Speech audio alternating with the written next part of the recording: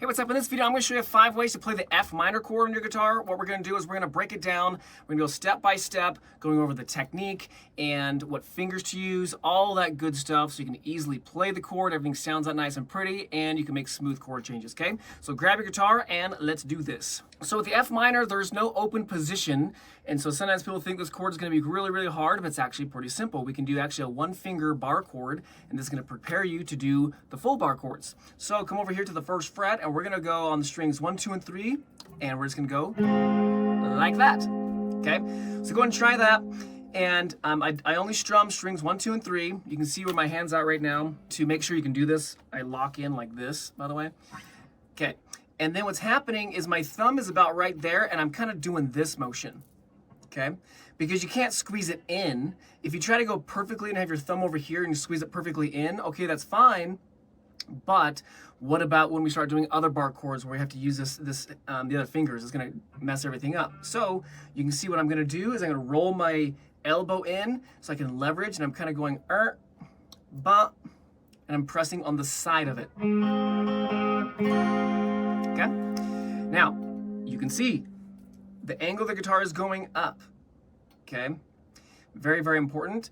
And this one's just because it's a 1-finger bar chord. The thumb, yes, it's kind of on the inside of the index. You never, ever want your index to be on the inside of your thumb, or I should say your thumb on the outside of your index. Okay, you never do this. Why? Because if you do this, your hand can't stretch, and then people are like, oh, I have small hands, I don't have natural talent. Nope, you're just holding the guitar wrong. Okay, so I know you can't see the back of it, but my thumb is definitely not over here, dude. Okay, and you can see on the diagrams that I have the actual notes we're playing. I don't care that you know that right now, but I'm just planting a little seed for things to come later. I'll have a video in the description below if you want to get into some of the theory. But yeah, we're playing the note F, we're playing an C, and we're playing an A flat. Sweet. All right, now let's do another one. It's gonna be built off this little variation, and we're gonna go like this. Actually, one second before I move on. That was a F minor / A flat. Why? Because the A flat note is in the bass. It's the lowest sounding note. Okay, so if you play an F minor or whatever, and the F note of the F major or minor is the lowest sounding, it's called root position. If any of the other notes in the chord are in the bass, such as this one, it would be a slash chord, written F minor / A flat, okay? Cool. So this other variation, all we're doing is we're gonna put a F right there. It's gonna give us some bottom end. So this one would just be called F minor. And you can see from the chord diagrams that, yes, now we have F, A flat, C, F. We're playing 2 Fs now. Cool. Thumb is about right there, kind of where it was before. It's like right here. And see how this is cranking to the side? This is what we want, all right? So you may feel a little stretch. Cool, we're gonna stretch out your fingers as we do this, but the last thing you should do is when people try to do, you know, the full F minor or even F major, whatever they're doing, and they can't even do like simple bar chords, okay? They're completely setting themselves up for failure, but not you, because you're here watching my videos, okay? Sweet, and right here, boom, if you need some help, you can go and you can help push to the side. Okay, cool. Noticing how this is not jutting out. I'm trying to keep my wrist relatively straight, and I'm on my fingertips right there. This is kind of on the fingertip, but then on the side, okay? Cool. By the way, if you find I'm going a little too fast, I'll have a link in the description below to a free download where I'll break down simple chords and go through the process of how to make smooth chord changes, both timing and so that they all ring out. If you're struggling with F minor or even just open chords, whatever, the process is the same. So you might want to check that out, and yeah, so happy to help. All right, so now moving on, we're going to switch back to not doing bar chords, but we're going to come up here to the 5th string, 8th fret. And what we're going to do is make this shape. So what we're going to do is we're going to go 5th string, 8th fret with index, ring finger on 4th string 10, pinky on 3rd string 10, and then the middle finger on 2nd string 9. We're not doing any bars, so we don't care about strings 1 and 6. Now the cool thing is, if you're on your fingertips, on your index, you will naturally mute the 1st string. So you can strum on this one and not have to worry about hitting that open E. Okay, so make sure you're on your fingertips. Make sure your thumb, it's about like right here, okay? So it's like right behind my index right now.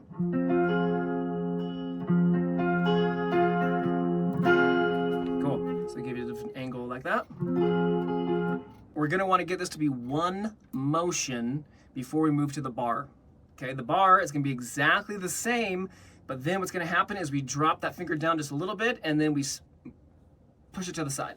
Then we get just a little high-end pitch, okay? So don't think that you have to do the bar to make it the F minor, okay?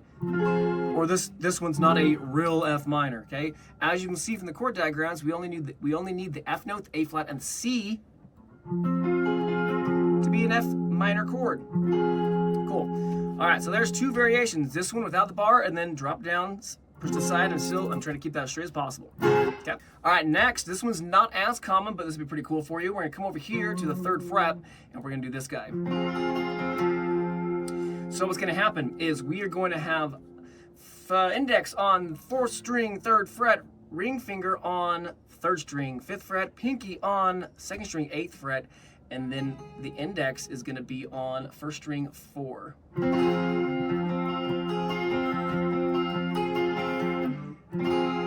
This may be a bit tricky because we're using all your fingers, no barrings happening, but this will be a cool one to add to your arsenal, okay?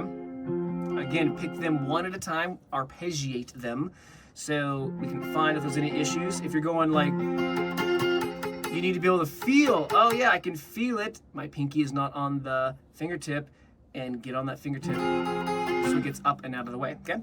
Cool, all right, the very last one. We're gonna come over here to the one that everyone starts with, which is the freaking hardest one. We didn't start with this one on purpose.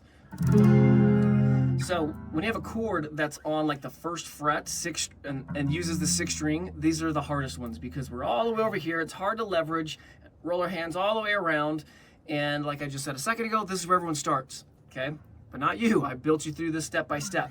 Anyways, we're gonna come here to 6th string 1, index, ring fingers on 5th string 3, pinky on 4th string 3, and then booyah.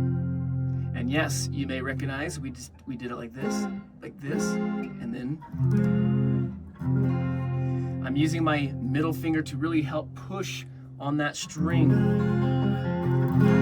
If you are on an acoustic guitar or your action is pretty high off the fretboard, you're gonna really need to crank on this one.